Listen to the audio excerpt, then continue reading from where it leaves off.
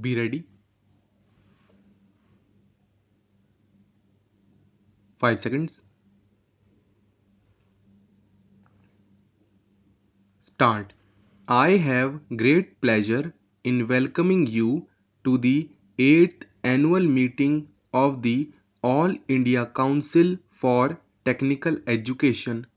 You are aware that the constitution of the council has recently been revised in order to make it a more compact body, and the council, as reorganized, is meeting today for the first time. I will therefore crave your indulgence for a few minutes to refer to the circumstances in which the Council was originally set up and the work it has accomplished in the last 7 years.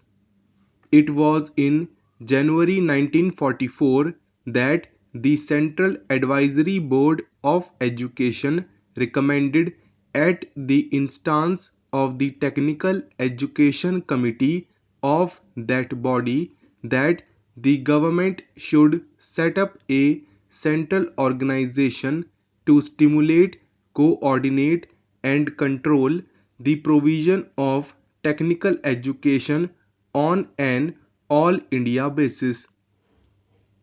The government considered that recommendation and set up the All India Council of Technical Education to survey the whole field of technical education and to advise them on measures that might be taken from time to time for development in this field. Sri Sarkar was appointed chairman of the first council, and he served for 2 terms with conspicuous ability. I must take this occasion to recall to your memory the services which he rendered as the first chairman of the council. I am sure you will all agree that his death is a great loss to the cause of technical education in the country. In retrospect, we now see more clearly one of the reasons for the establishment of the council. After the outbreak of World War II, the government of the day felt increasingly that they must secure the cooperation of Indian national leaders in order to create the necessary enthusiasm for the war effort. They tried to associate leaders of the Indian National Congress with the government, but the Congress refused the invitation as the terms on which it was issued were unacceptable. The government realized that they must have at least a semblance of Indian support, and therefore invited some selected individuals to come into the executive council.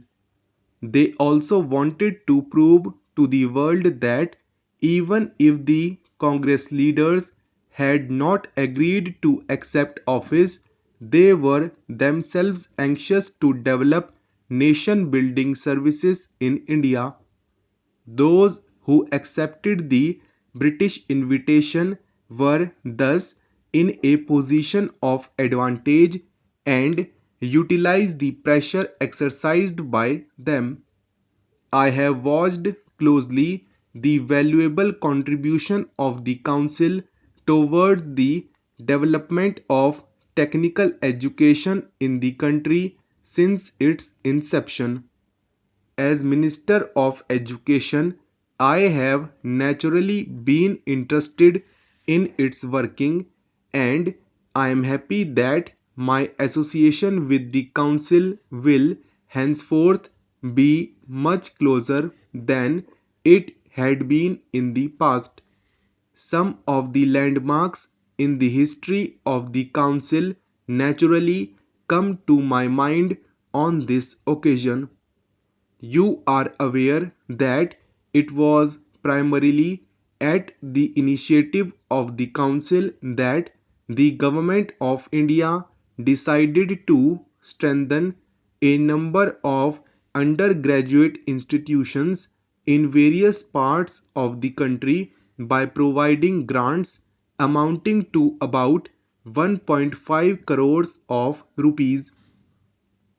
It was also on the recommendations of the Council that the government accepted the proposals of the Sarkar Committee to set up 4 higher institutes of technology in the country. The Council is also responsible for undertaking steps to establish closer relations between industries and educational institutions by establishing different types of industrial training schemes. There has been a good deal of expansion of facilities in technical education during the last 5 years. Most of it has been provided in the normal course in the colleges, preparing students for university degrees or college diplomas. I understand that the intake of engineering degree courses has increased from about 2500 to over 3700 in the last 5 years. The intake in engineering diploma courses has also increased from about 3000 to almost 5000 during the same period.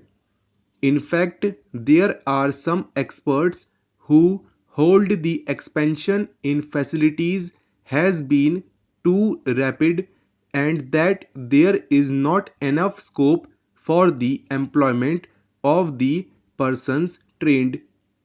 Others hold equally strongly that even today we do not have an adequate number of properly trained personnel for the various approved projects and purposes.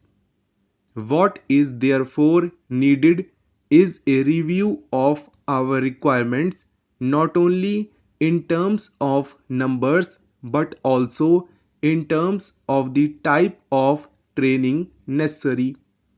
In January 1951, the Council appointed a committee to assess the requirements of technical manpower with a view to undertaking this survey and also estimating what the requirements are likely to be for our various development schemes. I understand that as the Planning Commission had not until recently taken final decisions on the various schemes, the committee was unable to come to firm conclusions.